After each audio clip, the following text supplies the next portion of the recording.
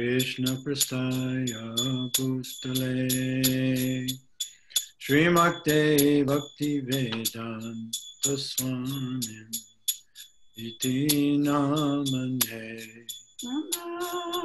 Om Vishnu Padaya Krishna Prastaya Bhutare Srimate Bhakti Vedanta Swami Iti Namine Namaste Saraswati Devi Gauravani Pacharane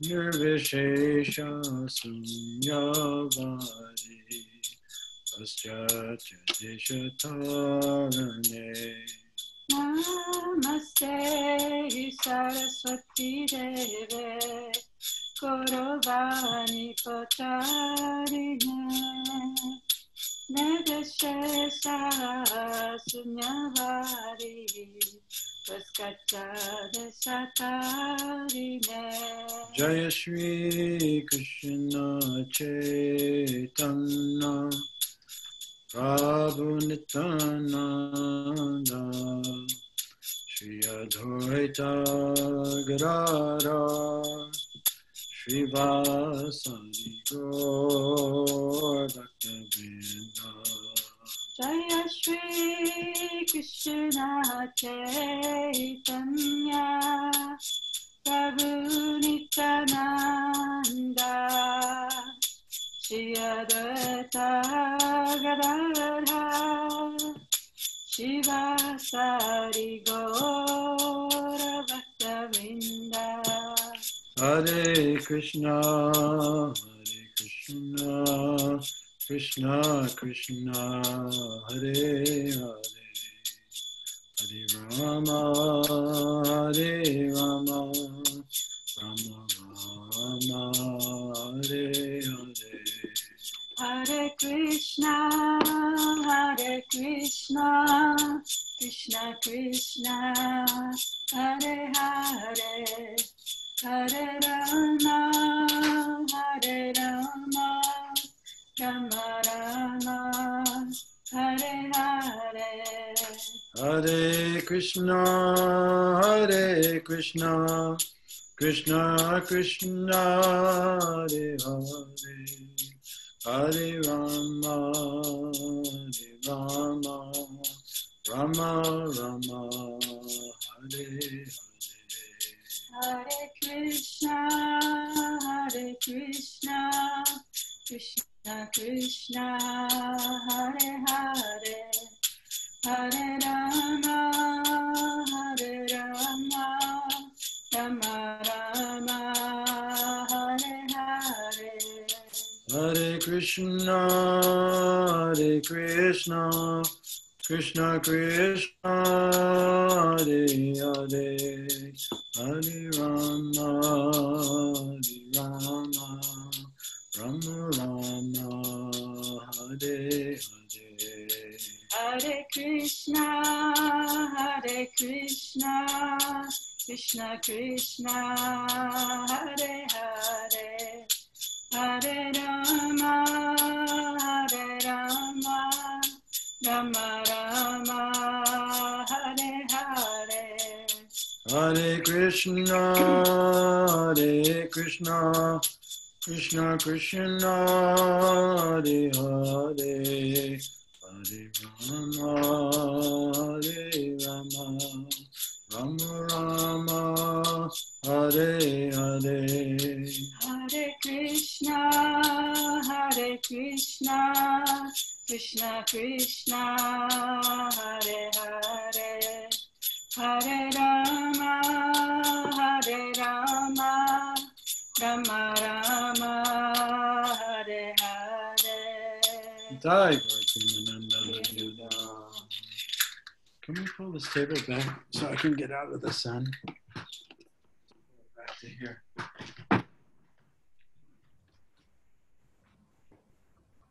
ちょっと待ってくださいね。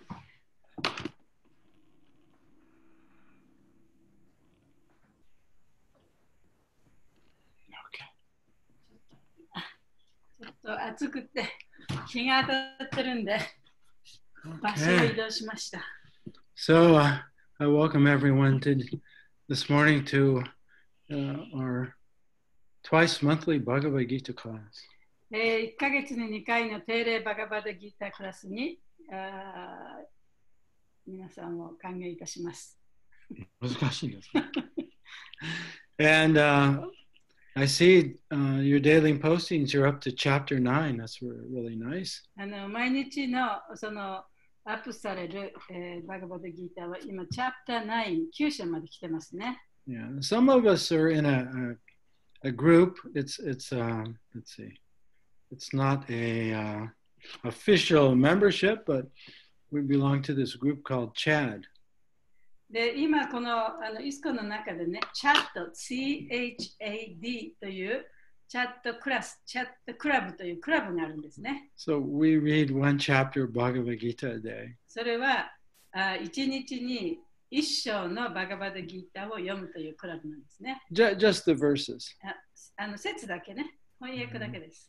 Yeah, and then some chapters are longer than others. で、長い章もありますけれども、短いのもあります。Yeah, right now in these classes, we're studying chapter 2. で、そのクラスで、このクラスで私たちは今、第2章を勉強してますね。Which is not the longest chapter, but second to the longest chapter. で、一番長い章ではないですけれども、2番目に長い章です。72 verses. 72章あります。And chapter 18 is the longest chapter, and it has 78 verses, I think. で、チャプター18章が一番長い節で、74? 78. 78節あります。So in the cases of long chapters, we might read 1/3 of a chapter a day. そういう長い章ではね、1日に1章じゃなくて、1日に例えば3分の1章読んだりしますね。Yeah, so you can, if you just make a commitment to, if you read just the verses and you read every day a chapter or 1/3 of a chapter, gradually you see the whole picture and flow of the Bhagavad Gita. そうやって1日に1章読むことで、その翻訳の部分だけですけどね、それを読むことで、長い章は例えば3分の1章読む。それでもそういうふうに読んでいくと、バガバダギーターのこの流れというかね、お話の流れが分かるようになります。Yeah, and also you're bathing your consciousness in Krishna's words. でもちろんその自分の意識がクリシュナの言葉にそう浸されるということもあります。Now, we're celebrating a special month that happens every 3 years according to the moon calendar. その月のカレンダーによって、あれは日本語で何て言ったっけ、月の読みじゃなくて、要するにその月を元にしたカレンダーですね。それによると、3年に一度、once every 3 years、3年に一度来る月っていうのがあります。Yeah, so every 3 years there's an extra month. There's 13 months in the year instead of 12 months. で、だから3年に一度は13ヶ月あるんですね。月の読みでいくと。And that month is called Purushottama. で、その特別な月がプリショッタマと言います。Which means the supreme person or God or Krishna. で、プリショッタマというのはその最高の人、最高の人格神、クリシュナという意味です。And so to celebrate this month, which is very auspicious, because you get lots of blessings this month because Lord Purushottam is very merciful. そしてそのシュプルショッタマはとても慈悲深いので、この特別な月にはいろいろな恩恵があります。And so for this month, we're chanting chapter 15 every day. ですから、この月には私たちは、第15章を1日に1章ずっとこうね、読みます。Because the title of this chapter 15 is Purushottam Yoga. で、この15章のタイトルがプルショッタマヨガっていうタイトルなんですね。So I'm encouraging you all to read chapter 15 every day, just the verses this month. ですから今月はそのプリショッタマヨガの章ですね、すなわち15章を1日に1回読んでいただきたいと思っています。So it started last week. I think it started on, I think it was September 19th and it goes to October 23rd, I think. で9月19日から10月15日まで I might have to. だと思いますけど、まだちょっとはっきりわかりません。I'll find out and I'll post it online. で、後でちゃんと正確なところを調べてオンラインでポストしてきますね。But it's only 20 verses. でも20節だけですね。So I encourage you. 15章は。So I encourage you to read half a chapter or a whole chapter if you're feeling very enthusiastic. 皆さんにもしね一生懸命やりたい人はずっと15章全部読んでもいいですし、半分読んでも構いません。Any questions about that before we get into our class today? でクラスの前にそのことについて何か質問ありますか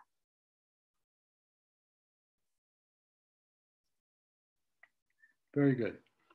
Okay, so let's look at, today we're going to study chapter 2, verse 55. For me, very important verse. 55 じゃない。No, next class will be 59. じゃあ今日は2章の55節から始めましょう。Yeah, so actually 53, 54, and 55 go together. 53, 4, 5 Go together. 53、4、5節っていうのは大体それ一つになってるんですね。Yeah, because in 53, Krishna mentions the word divine consciousness, and Arjuna becomes very curious. What is divine consciousness? で、この53節の中で、クリシュナはその神の意識というふうにここに書いてありますね。至聖の意識、神聖なる意識という意味ですね。ということを言ってますけれども、その後でその言葉についてアルジュナがいろいろ質問するわけです。でそれをクリシュナがまた説明します。それがその53節から54節にそのやり取りがあるんですね。Yeah, so in 53 we have this word, samadao, which means samadhi or divine consciousness. で、53節の中にサマダウという言葉があります。And we discussed about definitions of samadhi in previous classes. この前のクラスではサマディということはどういうことかということについてお話ししました。Or another word to say it is satori or awakening, realizing your true self. 悟りとか、それから目覚め、あるいは本当の本来の自分に目覚めることという意味ですね。Right? We all have two selves. で、私たちにはその自分というものには2種類あるんです。Yeah. So if I asked you who you are, you would describe to me who you are, right? で、もし私がね、あなたは誰ですかって聞いたら、私はこうですっていろいろおっしゃると思います。I have this name. 私はこういう名前です。I was born here. ここで生まれました。I went to this school. でこの学校に来ました。I do this job. でこういう仕事をしてます。I have this family. こういう家族がいます。And this is actually what we call our limited self. で、これはその制限された自己というふうに私たちは呼んでいます。Right? You can almost say it's the person we're looking at. で、まあ別な言い方をすれば、自分が見ている自分とも言えますね。Right? When you say I was born here, this image comes up, right? で、例えば私はこういうところで生まれましたって言うと、そのイメージがバッとこうマインドの中に湧いてくると思います。Or if you say I have, this degree from this university. 私はこの大学でこういう単位を取りましたって言うと、These are all objects or impressions in your mind. それはその頭の中にある印象ですよね。ものですよね。But who's actually looking at the picture? でもそのもの、その印象を見ているのは一体誰なんでしょうか？ Who's the witness? 誰がそれを目撃してるんでしょうか。 That you can't see. There's no object because you're the subject. で、それは自分はその主題っていうか自分が主だからね。それは見えない。自分が対象物ではないから。That you cannot describe. で、その見ている人っていうの、目撃している人っていうのは表すことが言い表すことができない。You can just know in this moment that you are. それは今この瞬間において自分というそういう感覚でもって知ることしかできません。That's something we always know that there's no doubt about. で、そのことに関しては誰もがそれを知ってる。自分がここにいるという自分だっていうことはね、誰もが知ってる。Yeah, so the practice of yoga or self-realization is to always be awake to that part of yourself that's not changing. で、その自己の悟り、あるいはヨガの修練というのは、この絶対に変わらない自分、絶対に変わらない自分の部分というもの、それに目覚めるということですね。So that's called samadhi. で、それがサマディと言います。So then Arjuna hears this word and he wants to know more. He says, Krishna, what are the symptoms of one who's awake? で、アルジュナはその言葉を聞いたわけです。クリシュナがね、その神の意識というふうに言ってますけれども、その言葉を聞いて、じゃあその神の意識に目覚めた人という人の兆候というのは一体何なんですか？どんなものなんですかという質問をしています。How will I know if I'm awake? で、今自分がそういうものに目覚めてるかっていうことは分かるんでしょうか？どうやって分かるんでしょうか？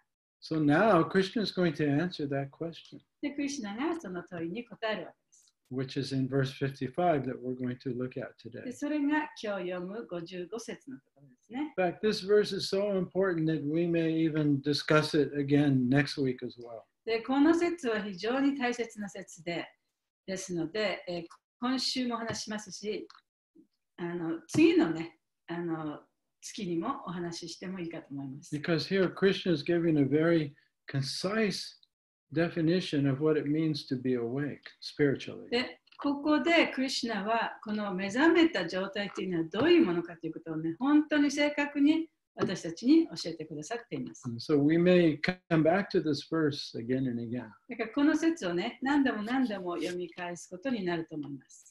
So let's look at the Sanskrit, the word for word, the translation, and the purport.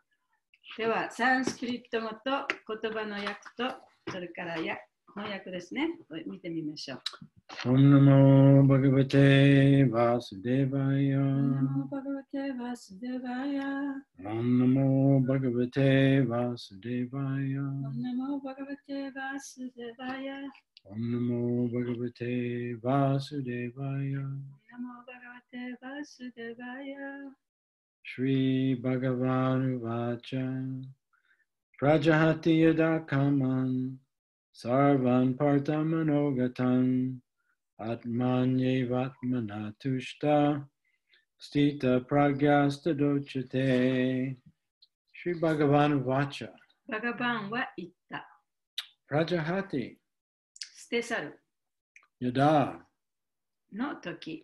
Kaman 感覚満足への欲望。 Sarvan あらゆるでっち上げ。あらゆる種類の。 Parta おプリタの息子よ。 Managatan 心によってでっち上げた。 Atmani 魂の純粋な状態において。 Eva 確かに。 Atmana 浄化された心によって。 Tushta 満足する。 Stita Pragya 超越的に位置する。 Tada その時 Uchate と言われる。 Translation The Supreme Personality of Godhead said, O Partha, when a man gives up all varieties of sense, when a man gives up all varieties of desire for sense gratification, which arise from mental concoction, and when his mind, thus purified, finds satisfaction in the self alone, then he is said to be in pure transcendental consciousness. バガバーに言う、プリタの子よ、心から生じるさまざまな感覚の欲望をことごとく捨て去って心を清め、自己の本性に満足して大然たる人を純粋超越意識、悟りを開いた人と呼ぶ。純粋超越意識。Purport. The Bhagavatam affirms that any person who is fully Krishna conscious or devotional service of the Lord has all the good qualities of the great sages, whereas a person who is not transcendentally situated has no good qualification because he is sure to be taking refuge in his own mental concoctions. バガバッドギーター2章の55節の解説ですね。クリシュナ意識に満ちた人、別な言葉で言えば、主への献身奉仕に徹した人は、偉大な聖者に見られる良い性質をすべて備えている。そこまでいかぬ人々は、どうしてもエゴの考えに左右される率が多いから、性質において劣っている。このようにバガバタムは断言している。Consequently, it is rightly said herein that one has to give up all kinds of sense desire manufactured by mental concoction. このようにだからここではあえてすべての感覚欲、エゴが思い描いたすべての欲望を捨てよと言っているのである。Artificially, such sense desire cannot be stopped. だがこうした欲望を人為的に止めることは不可能に近い。But if one is engaged in Krishna consciousness, then automatically sense desires subside without extraneous efforts. しかし、クリシュナ意識で行動することによって、苦しい努力をしなくても楽に欲望を抑えることができる。Therefore, one has to engage himself in Krishna consciousness without hesitation, for this devotional service will instantly help one onto the platform of transcendental consciousness. したがって人間はためらうことなくクリシュナ意識で行動しなければならない。とにかく献身奉仕が下脱に至る最短の道なのである。精神的に高い境地にいる魂は常に自己の本性に満足している。The highly developed soul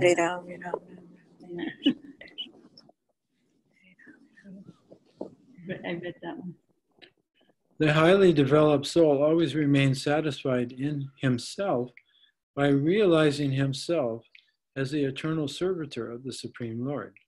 すみません、さっきも読んでしまいましたけど、精神的に高い境地にいる魂は常に自己の本性に満足している。神の至上主の永遠のしもべであることを悟ってそれに歓喜している。Such a transcendentally situated person has no sense desires resulting from petty materialism. Rather, he remains always happy in his natural position of eternal serving the Supreme Lord. このような超越した境地の人は物質次元の欲望など持っていない。そんなつまらぬ、取るに足らぬ欲望に気を取られたりしない。自然の状態であるがままの姿で至上主に仕えていて彼は 100% 幸福なのである。I'll read the verse one more time.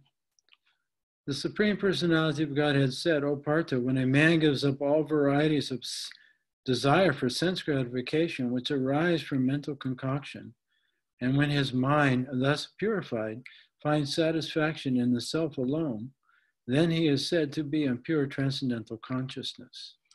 解説もう一回読みます。バガバーニュー、プリータの子よ。心から生じるさまざまな感覚の欲望をことごとく捨て去って心を清め、自己の本性に満足して大然たる人を純粋超越意識の人と呼ぶ。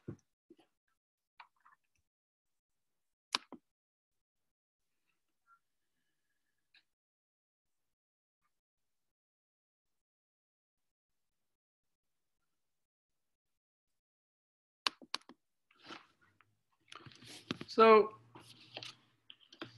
basically what Krishna is saying is that when we're identified with our limited self, which exists as thoughts in our mind, then our consciousness is contaminated. でここでクリシュナが言ってるのは、私たちがこの制限された自分、それはマインドから出てくる自分ですけれども、それを信じていると、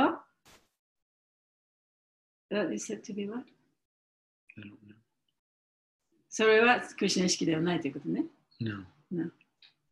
When our attention, when our consciousness is identified with the thoughts that we have in our mind, そのマインドの中にあるさまざまな思考が自分だと思っているとき、our consciousness is contaminated. 私たちの意識は汚染されている。And we have no experience of our real self, the one who's looking at the pictures. でそういうその心に浮かんでくる情景を見ている自分を体験することはできない。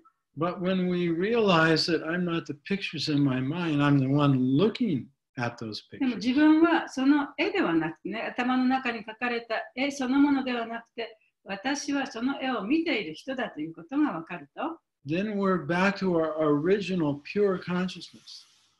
その本来にあった純粋な意識に戻ってくることができます。So consciousness itself is never contaminated. 意識そのものは汚染されることはありません。Right? Although it appears contaminated. であたかも汚れるかのように思えるかもしれませんけれども、Just like water, if you have a glass of water. で例えばここに一杯のね、コップに入った水があるとします。You pour some sand in it. でそこに例えば砂を入れたとしますね。Then we say the water's そうする contaminated. と、水が汚くなったと言います。But actually, the water's not しか contaminated. し、水そのものが汚染されたわけではないで There's す。 just sand in the water. それただ水の中に砂があるということだけです And ね。you can strain it out. で、その砂をまた取れば、取ることもできる。So, through the practice of yoga, ですから、そのヨガの修練によって、through the practice of introspection, そして内観をするというその修練をすることによって、we can realize that I'm not the thoughts で私はこの考えではない。that create desires.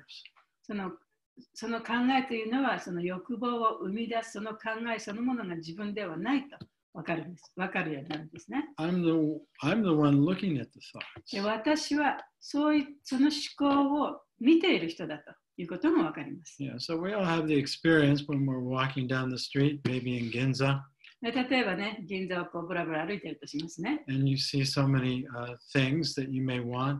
でそこにはいろんなもの、自分が欲しいものがいろんなものがある。And that triggers so many thoughts. で、その歩いていろんなものを見て、その欲望が出てくることによって、頭の中にはいろんな考えが湧いて Right? きま You す。 imagine what it would be like to have this purse この綺麗なね、カバンを持ったらどうだろうかとかね。 or this dress この綺麗な洋服着たら、ドレス着たらどうだろう。 or this new phone. あるいは、こんなすごい新しい電話があったらいいなとかね。Yeah, so from those thoughts generates unlimited desires. そして、そういう考えが出てくることから、いろいろな欲望が湧いてくるわけです。So that's called manogatan でそれをマノガタンと呼びます。or mental concoctions. それはその頭の中で作られたものということですね。Who we think we are is a mental concoction. で自分が思っている自分っていうのは頭の中で作られた自分です。And what we think will make us happy is also a mental concoction. で自分を幸せにするものはこういうものだと思うこともやっぱり思ったものもやっぱり頭の中で作られたものですね。So usually we never get what we want anyway.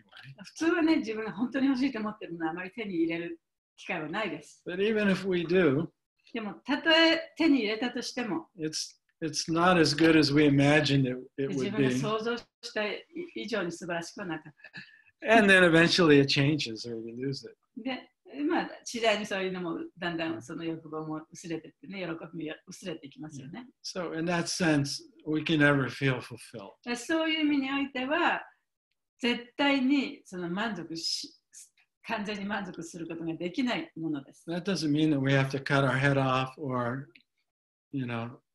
get rid of the mind. それはね、もう頭をこう切って、マインドをなくさなきゃいけないかというと、そういうことではないんですね。It just means we have to introspect and discover that part of ourselves that's already full and complete. で、それどういうことかというと、自分の中を見て、すでに満足している自分がいるということ、その自分を見つけなきゃいけないということです。Then, when thoughts and sense desires arise in the mind, we don't have to chase after them. そうすると、その感覚を満足させるための欲望というのは、マインドから出てるっていうことになりますから、それを追い求める必要はなくなるわけです。It doesn't mean we don't take care of the body and satisfy its needs. もちろんね、その体をちゃんとやっていかなきゃいけないし、維持していかなきゃいけないし、その必要なものはなきゃいけないですね。But yoga means you learn to master your mind and senses. でも、ヨガという意味は、そのマインドや感覚を自分で自由自在にコントロールできる人になるということです。Otherwise, we are mastered by the mind and the senses. そうでなければ、私たちは常にマインドや感覚に支配されてしまいます。So, one path leads to misery, and the other path leads to inner satisfaction and happiness.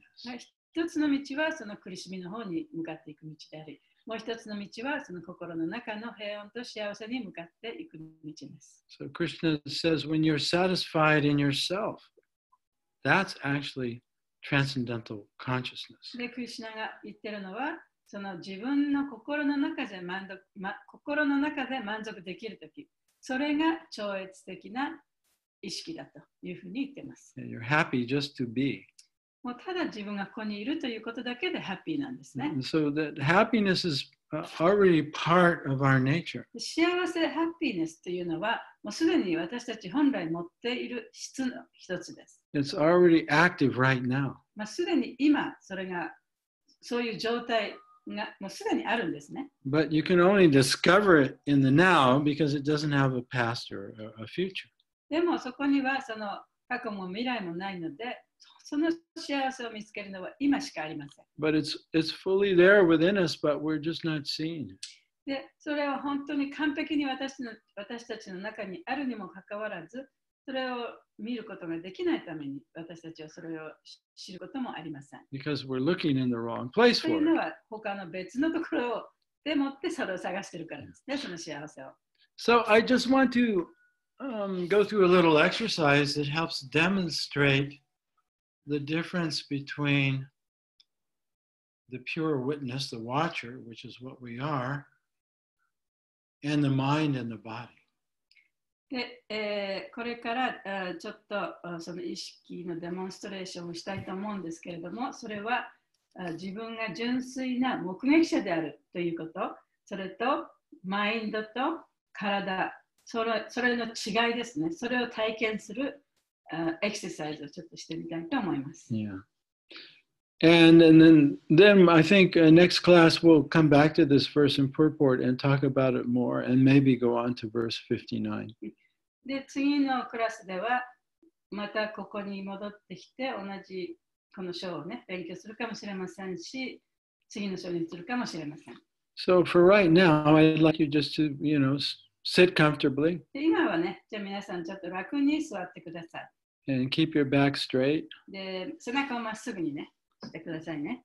And close your eyes, 目をつぶって、but don't fall asleep. 寝てはいけませんよ。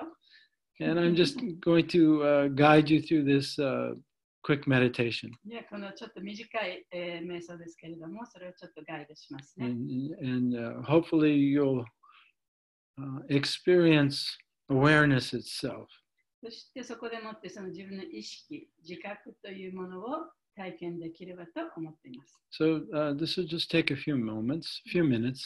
で、ほんの2、3分しかかかりませんので。Well, maybe 5 or 10 minutes. 5分か10分かかりますかもしれません。So just keep your eyes closed for the whole time. で、その間ずっと目をつむっててくださいね。So take a couple of deep breaths and just exhale slowly. 2回ほど大きく呼吸をしてください。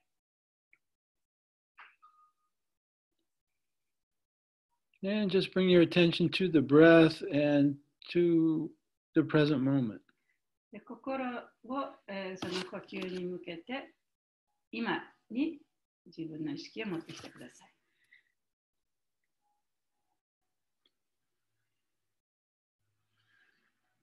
Now I'd like you to feel and become aware of the air on your face.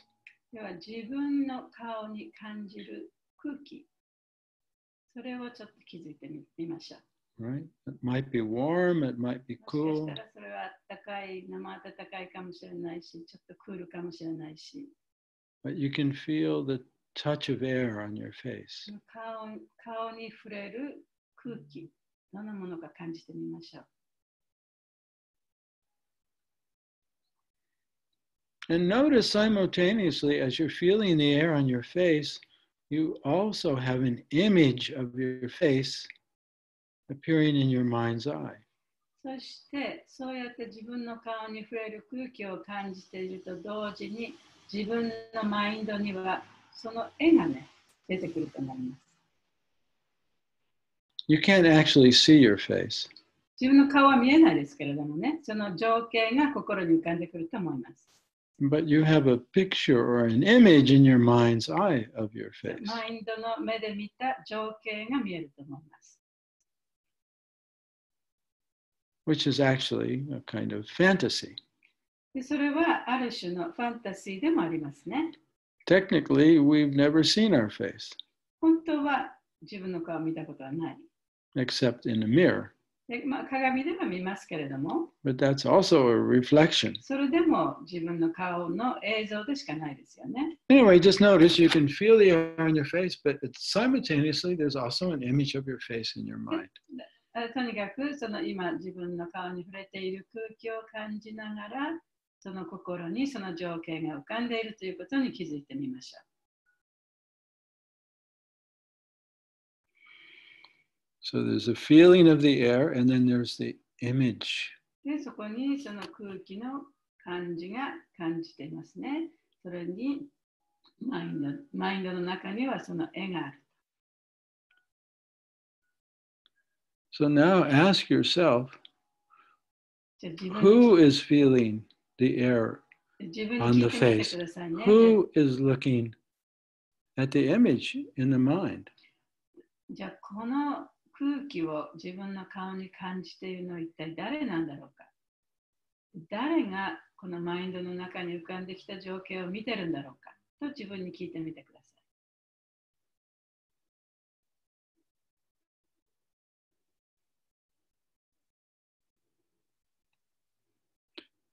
Okay, good. Now I'd like you to shift your attention and notice how you can feel the clothes on your body, touching your body. では今度はその自分の心を、この洋服がね、自分の体に触っているその感じの方に移してみてください。Without moving your body, without moving your arms or legs, just feel how your clothes are touching the body. ただその洋服が自分の体に触っている感触、それを感じてみましょう。Your eyes are closed. 目はずっとつむっててくださいね。And so notice you can feel your clothes on the body, but also you have an image in your mind's eye of your body. 洋服の感触があると思います。で同時にマインドの中、心の中にはその情景が浮かんでいると思います。So it's an image you have. It's not real. It's just an image pictured in your mind's eye. 自分が持っているイメージですね。マインドの中にある、マインドの目が見ているイメージにしか過ぎません。本物ではないですね。So just notice that the image is there. でそこにイメージがあるということ、それに気づきましょう。And ask yourself the question. で自分に聞いてみます。Who's looking at the image? 誰がそのイメージを見てるんですか？ So many images can come and go. そのイメージというのはいろいろありますけれども、浮かんできたり消えたりしています。But is the one who's looking at the image coming and going? でもそのイメージを見ている人というのは出てきたり出てこなかったりしますか？ Yeah, what is that that sees the image? What is it? じゃあそのイメージを見ているのは一体何なんでしょうか？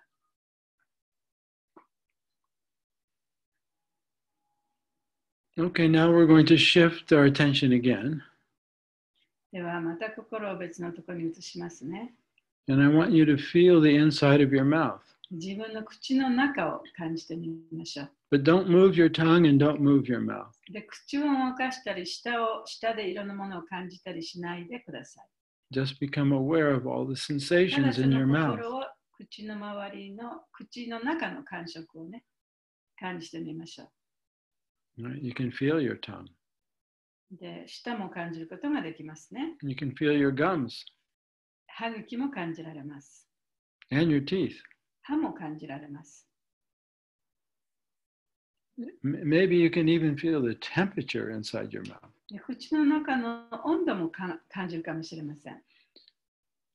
And just become aware of with everything that you're sensing in your mouth, everything that you're feeling, there's also an image that arises of your mouth in your mind. で、今その自分が口の中で感じているいろいろなことを感じていると同時に、マインドの中にはその口の中のイメージがあると思います。それに気づいてみましょう。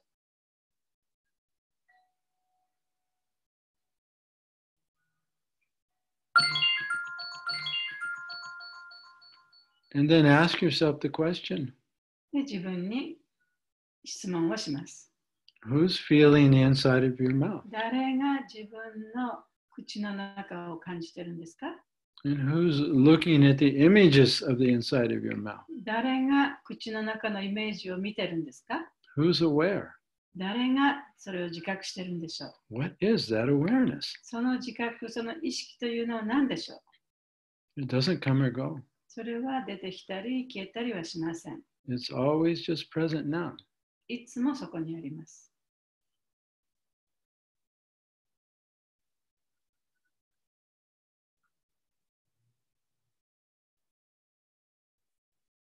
Now I want you to shift your awareness to your whole body. 今度は自分の意識を体全体に持っていってください。 And just feel your whole body as best you can. で、できる限り自分の体全体を感じてみましょう。 Your head, your hands, your feet, your 頭、 arms. 手、足、腕、 Maybe you can feel the temperature of your body. 体の体温を感じるかもしれない。 And just notice there's the feeling of the body and also the image of the body in your mind's eye. そして体を感じる感覚とマインドの目から見たイメージがあると同時にね、ということに気づきましょう。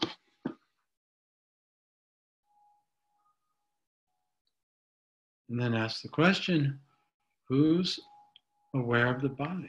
自分に尋ねてください。誰がこの体を意識してますか？ Who's looking at the image of the body in the mind's eye? 誰がマインドの目でこのイメージ、体のイメージを見てるんですか？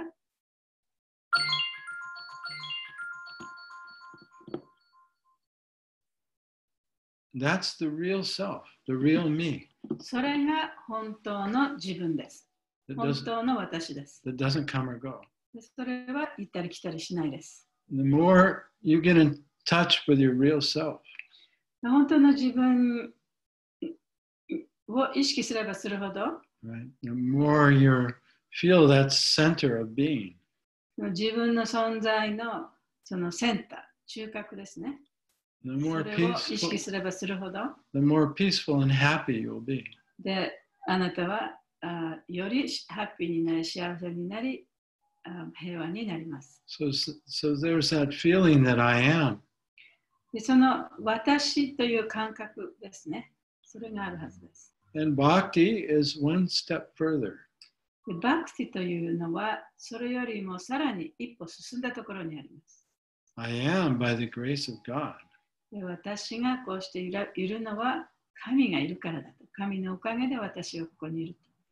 There's gratefulness for life, for the source of life. で、この命、そして命の源に対する感謝の気持ちというのがあるはずです。So we contact the Supreme, our source, through gratitude.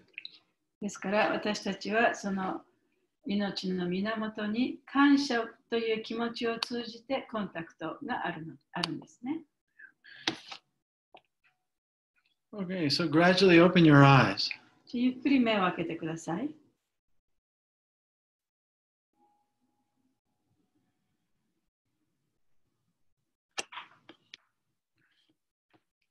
So the more we're aware of our true self as the watcher, and that true self exists only because of God, the more happy we feel within. で、本当の自分というのはそのいろんなものを目撃している自分。それに気がつけば気がつくほど私たちはその源である神への感謝の気持ちが出てくるはずです。And then we find the source of happiness. で、そこに、幸せの源を見ることができます。And then naturally we're not so interested in the allure, Maya's allure that's promising, if I have this, if I have that, then I'll be happy. そうすると、そのマーヤの誘惑にね、負けることがなくなるんですね。で、これがあったら自分は幸せになる。あれがあったら幸せになるという、そういう誘惑に負けることがなくなります。We don't have to artificially give up desires. その人為的にね、強制してその欲望をなくす必要はありません。Right? But it's just like if you've eaten a big meal and you're fully satisfied, if somebody offers you more food, you're not interested. で、おいしいごちそうを食べてね、本当に満足したならば、他にまた誰かがおいしいごちそうを持ってきたとしても、もうそういうものには興味ないですよね。So Krishna's point to Arjuna here is that you're not going to find satisfaction by the imaginations that are in your mind. You're only going to find satisfaction if you contact your actual being, the center of awareness. で、クリシュナはアルジュナに、その自分が想像したその外面的なものをその手に入れてもそれはハッピーにはならない。本当の自分というもの、その中の本当の幸せを見たときに初めて満足するんだというふうに言っています。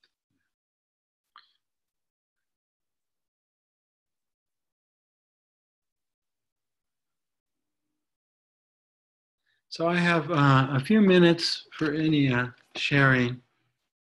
Otherwise, we're going to end the class just a little bit earlier than normal. 今日はちょっと短いクラスですけれども、終わる前に少し時間がありますので、質問とかシェアしたいことがあったらどうぞしてください。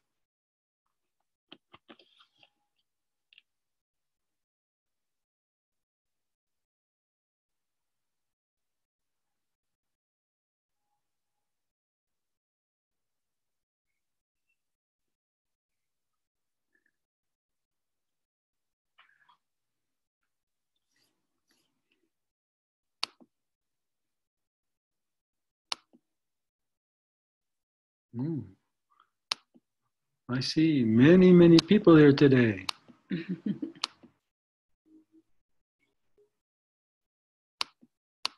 皆さんどうですか？一ついいですか？はい。どうぞ。最近いつもなんですけど、チャンティング最近特に集中ができないんですけど、瞑想とかもなかなかなんていうんですか、意識がこう自分の内側にこう行きにくいことが多いんですけど、なんかチャンティングする前とかチャンティングする最中、始める時とかに何かこういい心構えみたいなのありますか？瞑想しやすいというか、自分にこう今ここにっていうのを意識を持っていきやすいようにするコツみたいなのありますか？ So she's asking, recently she's having a hard time concentrating and chanting, in the presence. Is there any pointers that you could give to make, maybe before she does meditation or chanting, so she can concentrate more. Yeah. Yeah, there's a lot of recommendations. 勧められることはいくつかあります。One is to have a place where you regularly chant or meditate. 一つはその自分が瞑想したり、そのチャンティングをする場所というのをね、特定の場所を持つということ。Yeah, that hopefully is free of any distractions. で、その周りには何も邪魔するものがない場所がいいですね。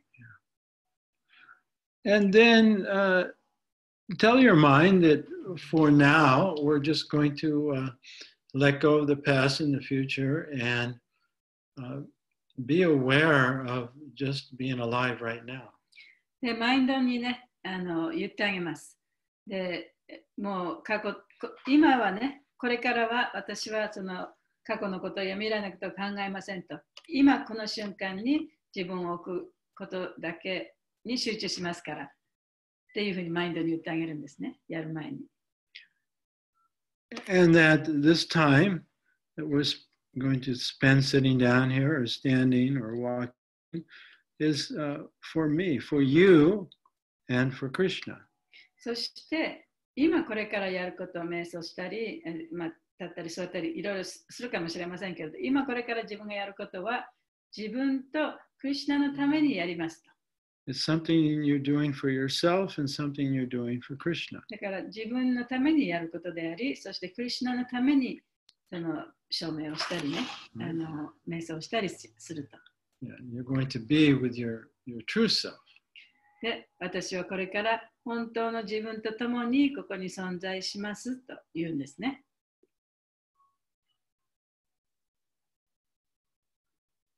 And then to keep your attention present, you just want to feel your body in the present moment. そしてそのプレゼンス、今の瞬間に自分の心を集中させるにあたって、今自分が感じているこの体に心をまず持ってきます。Notice what you're feeling, what you're seeing, what you're で、今 hearing. 自分が何を見ているか、何が聞こえているか、どんな感じがしているかということに気がつくんですね。Like for right now, you're writing, but just for a second, can you stop writing? で、That's 今書いてますけど、ちょっと今一瞬だけ書くのやめてみましょう。And just close your eyes 目 for を a つむ moment. って、今だけちょっと目をつむって。And can you feel your whole body right now? 今自分の体全体感じられますか？ And notice you can only feel it now. で、今しかそれを感じることはできませんよね。Right? There's a feeling that you're in your body. で、自分がこの体の中にいるという感覚。And you're alive right now. そして今自分が生きていると。And then say 3 mantras as you're just feeling your body. で、その感覚でもってマントラをね、3つ唱えてみます。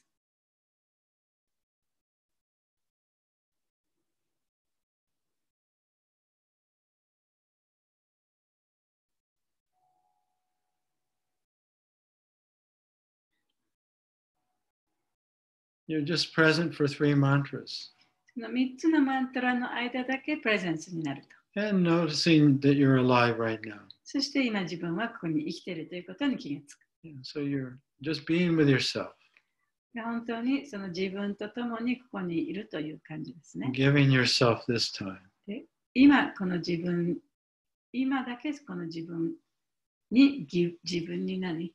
Giving yourself. Yeah, you're giving this time to yourself. この時間を自分に与えている。Okay, open your eyes. はい、じゃあ目開けてください。Yeah, so we give our time, to so many other things and to so many other people. で、私たちはそのいろんな人のために、あるいはいろんなことのためにね、自分の時間を費やしますね。But when we're sitting down to meditate or chant, we're giving this time to ourselves and Krishna, just to be. でも、瞑想したり、チャンティングをするときには、ただただここにいるということだけで、その自分の時間を自分のために使う、クリシュナのために使う、それだけです。And you just want to feel your body for 3 mantras, that I'm alive in this body. そして、その自分の体がね、今この自分がこの中で自分が生きているというその感じを3つのマントラを唱える間だけ感じてみればいいです。And then if your attention wanders, そしたらまた心がどっかに行くかもしれないね。bring it back to whatever you're experiencing right now in the body. そしたら今自分がこの体の中で感じているところにまた自分の心を持ってきます。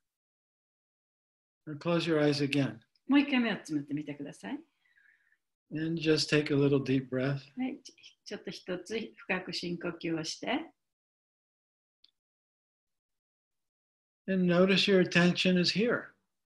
そうするともう自分の心もここにありますよね。And you're just feeling the body. で、ただただ自分の体を感じてます。And who's feeling the body? 誰が体を感じてるんですか？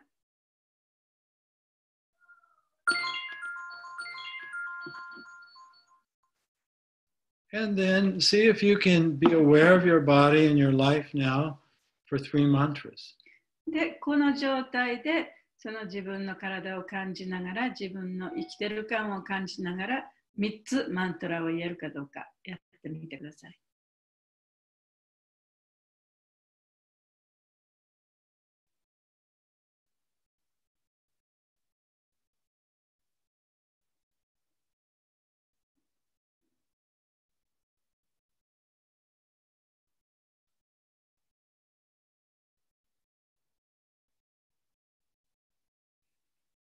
Okay, good. So you can open your eyes now. 目開けていいですよ。So you only need to be present for 3 mantras.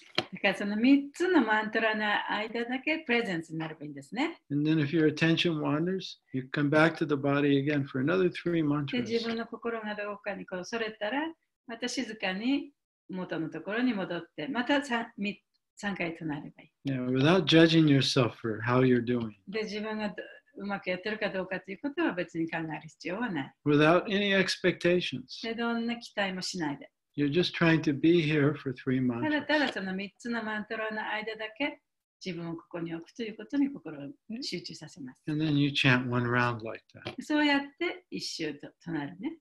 Without expectations, without estimating how you're doing. で、自分が一体ちゃんとやってるだろうかとか考えたり、あることを期待しながらね、チャンティングしたりしないように。Yeah, just present for 3 mantras. ただただ3つのマントラの間だけ唱えればいいんですね。そういう状態に自分を持っていければいいんですね。And you set your time, for 20 minutes or 1 hour or whatever you decide.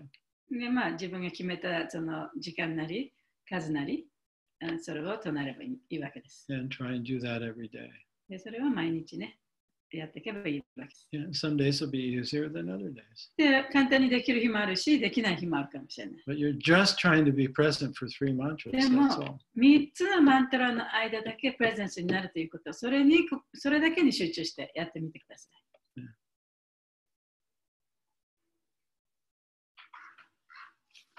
Is that okay? ありがとうございます。マントラは声に出した方がやっぱりいいですか？それとも心になんていうの？ Better say out loud mantra or just in your mind. Whatever is easiest for you. どっちでもあなたにとって、自分にとって一番ね、簡単にできる方法でいいです。はい、わかりました。ありがとうございます。はい、Thank you.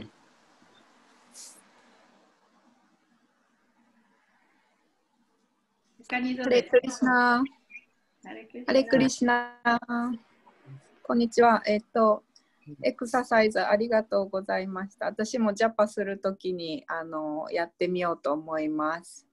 で、質問なんですけど、この説じゃなくて、私も最近ちょっと毎日15章を読むようにしてるんですけど、その15章のちょっと15節のところで気になる、ところがあって、それに関しての質問なんですけど、15章15節の解説で、生命体は自らの過去世を全く忘れているが、しかし過去の全活動をすべて知っていらっしゃる至上主の指示に従って行動しなければならないとあるんですけど、至上主の指示っていうのはなんかどうやったらわかるのかなと思って、ちょっとここが気になったんですけど、これが質問です。Okay, so she has a question on 15:15, and then second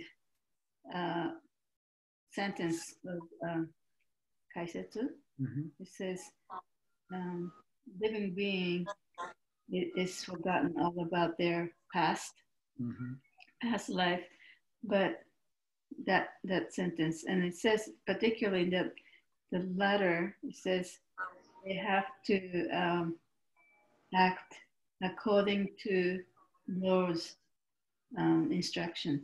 So how can you tell what's Lord's instruction? Well, there's 3 ways. で、それを知るには3つの方法があります。はい。Krishna gives us instruction in the Bhagavad Gita. まずね、クリシュナはその指示をバガバダギータの中でなさっている。And he also gives us instruction through realized spiritual masters. で、またその悟ったスピリチュアルマスターのを通してその教えをくださっている。And also through the previous realized spiritual masters. そしてその前の方に以前いたスピリチュアルマスターからもその教えをいただくこともできる。So Krishna is giving us instructions externally through, his teachings. だからその外面的にはね、その彼のクリシュナの教えを通して私たちにいろんな指示を与えてくれてる。And then he also gives us instruction from within, but we usually don't hear it. で、私たちの心の中からも指示をくれてるんですけれども、ほとんどの場合はそれに気がつかない。Because our mind is not silent, it's というの busy. は私たちのマインドが沈黙してないから。い But つもいつもいろんなこと考えてるから。But every now and then something comes through. でもね、時々ね、何かがこうパッとこうインスピレーションが出てくるときもあるかもしれない。And so if we're not sure if it's our mind or it's inspiration from the super soul, then we can confirm it, see if it agrees with Krishna's external teachings. でも、そのインスピレーションみたいなのが湧いてきたときにね、それが一体クリシュナの指示なのかどうかというのを確認するには、クリシュナのその外面的な教えである本とかね、それからそのスピリチュアルマスターの言葉、そういったものを見て照らし合わせて確認すればいいです。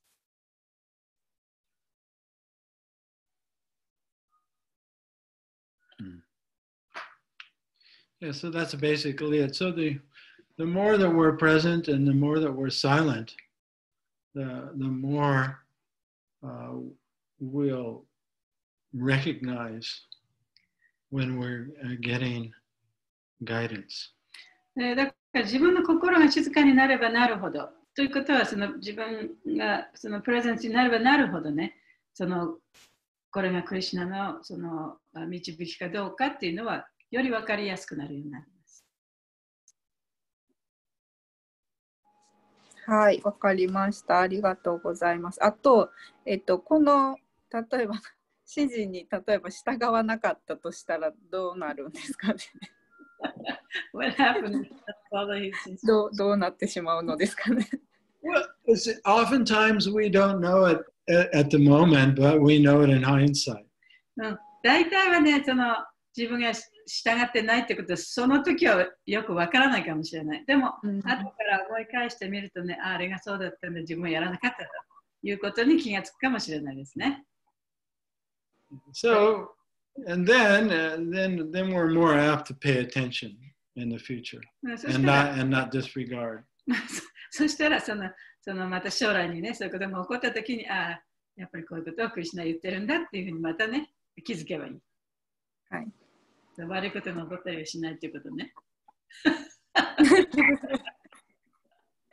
わかりました。ありがとうございます。質問いいですか？はい、結構です。先ほど目撃している自分が本当の自分ということでエクササイズをしたんですけれども、エクササイズをすればわかるんですけど、私普通に日常働いている中でやっぱり結構マインドとかそういう中にこう取り込まれてしまうことが多くて、でたまに気づいてはって戻るんですけど、またその戻るまでの時間をもっと短くしたりとか、戻る回数を増やしたいなと思ってるんですけど、それは何かアドバイスありますか？ So as she goes through the day-to-day life, most of the time she's, using her mind and doing her work, and she's busy in her mind. And then sometimes, but she'll come back and then she notices, being a witness, But is there ways to make that happen more often, or you could be more aware? Well, once you know how to do that, you can do it anytime you choose. でもそれ一旦ね、それどうやったらその目撃者になることができるかということが分かれば、自分が選んだ時にいつでもその状態に戻ることができます。So one thing I like is what's called what they do in Vipassana is called see, hear, feel. See, hear, feel. そのビパサナの瞑想の中でね、一つやってることがあるんですけれども、彼らは see, hear, feel、を見る、聞く、感じるっていうことがあるんですね。I mean, we have 5 senses, but mostly we're seeing, we're hearing, and we're feeling. で、私たちにはその五感がありますけれども、ほとんどの場合は見たり聞いたり感じたりすることが多いですよね。はい。Right? And whatever we hear, there's an image in the mind. で、何か聞こえてくると頭の中に必ずそのイメージが出てくる。Whatever we feel, there's an image. 感じた時もそうですね、イメージが出てきます。And whatever we see, there's also. で、見てるものにもやっぱりそのイメージが出てきます。Like if you close your eyes right now, で今、例えば、今目をつぶってみてください。you can see your body as soon as I say your body. で、体って言ったら今自分の体がバーッと浮かんできますでしょ。But you're looking at it. でも、あなたが見てるんです。本当のあなたが見てるんですよね、その体を。That's the part that Vipassana doesn't teach. そこのところがビパッサナでは学べないところなんですね。So if you hear a sound, で例えば何か音が聞こえる。you notice and you say here. で聞こえるときに、聞こえると言ってみるんですね。And then you allow yourself to really absorb the hearing or kind of savor it or be conscious of it. そしてその聞いた音をもうちょっとこう味わってみる。あるいは本当に聞くね。聞いてみる。Well, you're not looking for anything or trying to taste it. You're just noticing. You're like you're really hearing it. だから聞いたときにこっちからこっちに行っちゃうんじゃなくて、本当にしっかり聞いてあげる。Without judgment. Without judging. それがいい音とか悪い音とかそういうこと関係なくね。It's more like you're interested. Oh my gosh, there's a sound. ここに音があるっていう、そういう興味だけで聞こえるっていう感じ。So that brings your attention present. そうすると自分の心、今の瞬間に持ってこられる。So you can do it with seeing. それは見ることでもできることができますね。Or hearing. 聞くということでもできる。Or feeling. 感じるということでもできる。So you notice you're seeing. で、自分が見てるっていうことに気づいて、You focus on what you're seeing. 自分が見てるものに焦点を持ってる。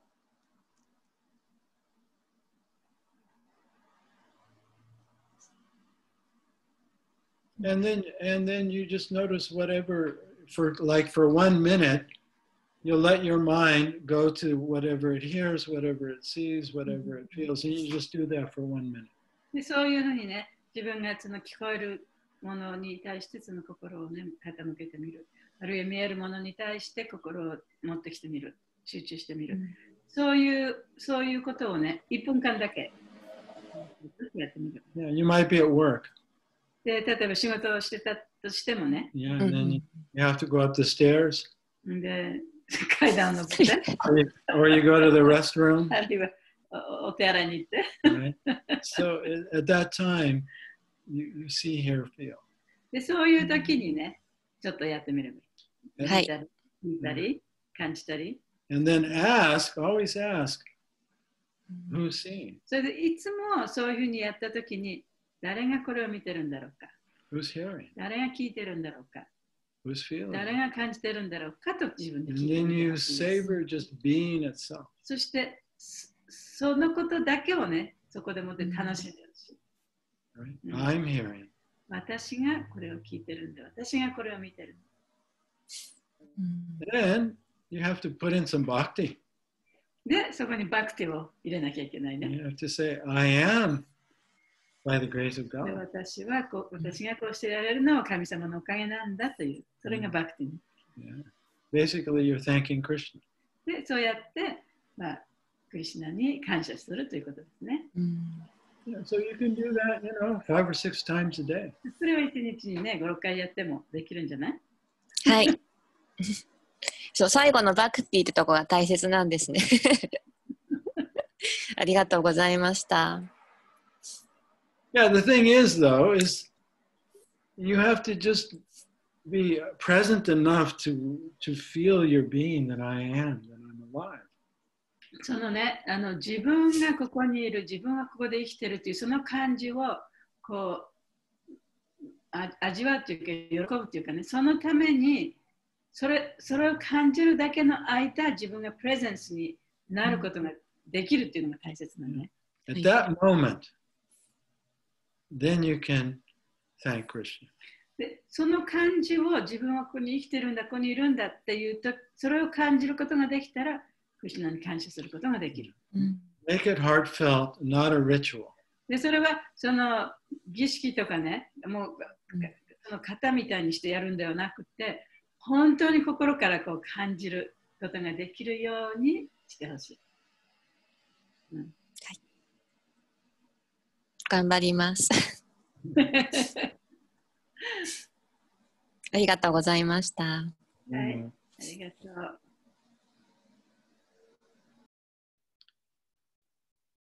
Okay, I do have to end today, but next time we'll have a little more time. すみません、今日はちょっとやることがあるんで、ここで終わりにしますけれども、来週はもう少しね、長くしても大丈夫です。So next week I'd like to spend more time on this verse again.